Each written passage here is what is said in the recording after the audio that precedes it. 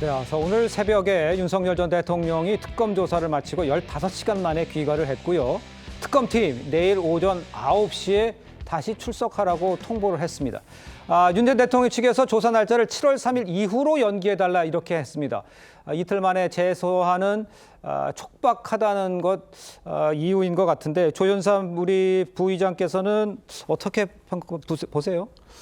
일단 지난 첫 번째 소환 조사 때 윤석열 전 대통령 측에서 적극적으로 조사에 응하지는 않지 않았습니까? 네. 15시간이라고 하지만 5시간이 채 되지 않는 시간 동안만 수사를 받은 셈이기도 합니다. 그렇기 예. 때문에 굉장히 많이 지연되고 있는 상황이기도 하죠. 그렇기 때문에 한 차례가 아니라 이외에도 이후에도 수차례에 걸쳐서 소환 조사를 할 가능성이 굉장히 높은 그런 상황이기도 합니다. 그렇다고 네. 한다면 조속히 하루라도 빨리 소환 조사에 응해서 수사를 받아야 될 필요성이 당연히 높다고 할 것인데요. 예. 그럼에도 불구하고 윤석열 전 대통령 측에서 7월 3일 이후로 조정해 줄 것을 요청했기 때문에 아마 조은석 특검팀 입장에서는 날짜 조정에 대해서는 일정 부분 여지를 두고 조율할 가능성도 있지 않을까 싶습니다. 아, 그렇군요.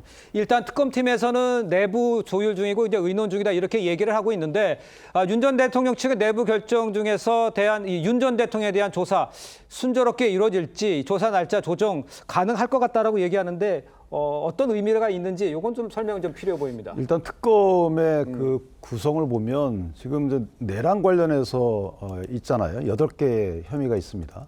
그리고 외환 관련돼서 있고, 예. 그다음에 경찰이 수사했던 특수공무집행방해, 그러니까 체포 당시에 체포방해 관련돼서 지시 여부. 예. 그러니까 되게 굉장히 혐의가 많아요. 그러니까 특검은 한 200여 명이 그 수사할 수 있는 이런 인력이 있는데 예. 윤 전 대통령 입장에서 보면 방어권 보장 차원에서 보면 거기에 다 대응할 수가 없는 시간적 예. 한계가 있다는 거죠. 예를 들면 원래 이게 소환할 때는 어떤 혐의에 관련돼서 오십시오라고 소환을 하는데 그 소환할 때 특정됐던 범위 이상의 질문들이 왔기 때문에 예. 제 개인적인 생각은 생각보다 수사가 많이 진척됐다고 느꼈을 수 있는 가능성이 있어요. 윤 전 대통령 측에서. 입장에서는? 그러면 예. 준비를 많이 해야 될 거 아니겠습니까? 그 준비할 수 있는 시간을 방어권 보장 차원에 달라 이렇게 얘기했던 것 같고 그렇다면 수사기관에서 그렇게 해줘야 되는 겁니다. 예. 이걸 뒤집어서 얘기하면 특검이 와서 수사가 진행됐다기보다는 기존에 갖고 있던 각종 수사팀이 수사를 상당히 진행했던 거죠. 또 이제 한마디 더 보태면 특검 출범할 이유가 없었던 거죠. 예. 특검 각종 수사팀만 모아다가 지휘자만 바꾼 거예요. 특별검사라는 지휘자만 바꿨는데 그 지휘자의 그 선출 과정이 상당히 정치적으로 편향적인 과정을 거쳐서 했다.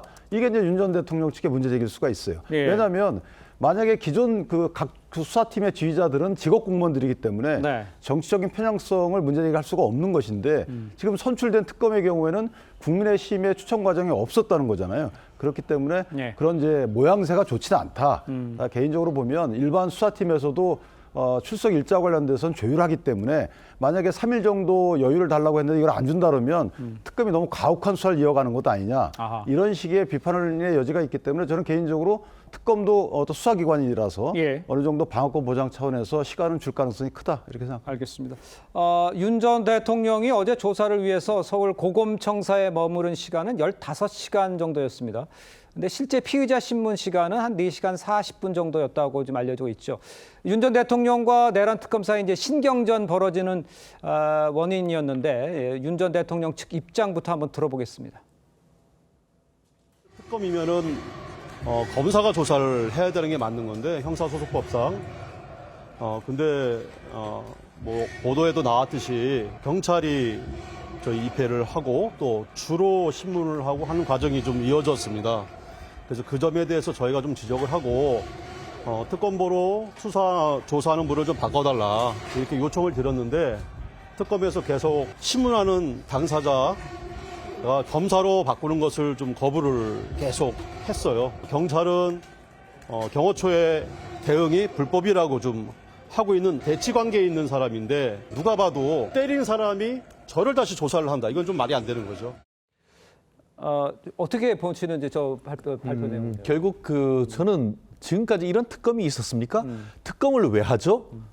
경찰이나 검찰에서 수사를 하는데 그 부분이 수사가 미진하니까 가지고 와. 조사라고 하면서 네. 특검하는 건 아니겠습니까? 예. 그런데 특검에서 불러놨더니만 조사하는 사람이 특별검찰청에 있는 특검이나 특검보가 아니고 경찰이 와서 조사하는, 저는 이런 얘기를 제가 법조인이 된 이후에 본 적이 없습니다. 아. 이 말씀은 뭡니까?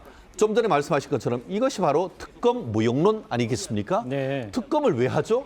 그럼 기존에 했던 사람이 엘리트 경찰이고 수사를 잘한다고 하면 경찰에 수사하도록 맡겨놓았으면 된다는 것을 스스로 자인하는 건 아니겠습니까? 애초에. 네. 그렇기 때문에 이렇게 한다는 것은 결국 윤 전 대통령에 대한 체포영장을 신청을 했다가 네. 법원에서 기각하니까 바로 불렀는데 결국 그 사이에 경찰로부터 넘겨받은 수사 기록을 지금 특검보하고 검찰청에 파견받은 검사가 예. 수사를 제대로 아직까지 확실하게 장악하지 못하는 것을 자인하는 것이에요. 예. 결국 그렇기 때문에 지금은 조금 더 특검에서 이 부분을 좀 사안을 조금 더 20일간 시간 준 건 그거잖아요. 네. 그래서 20일 동안 수사를 확실하게 다진 다음에 그에 따라서 윤 대통령을 불러서 직접 특검에서 조사하는 것이 맞는 것이지 이렇게 하면 특검의 존재 의의가 뭐가 있습니까? 아. 저도 윤 대통령에 대한 어떤 두둔을 하고 할 생각은 없습니다.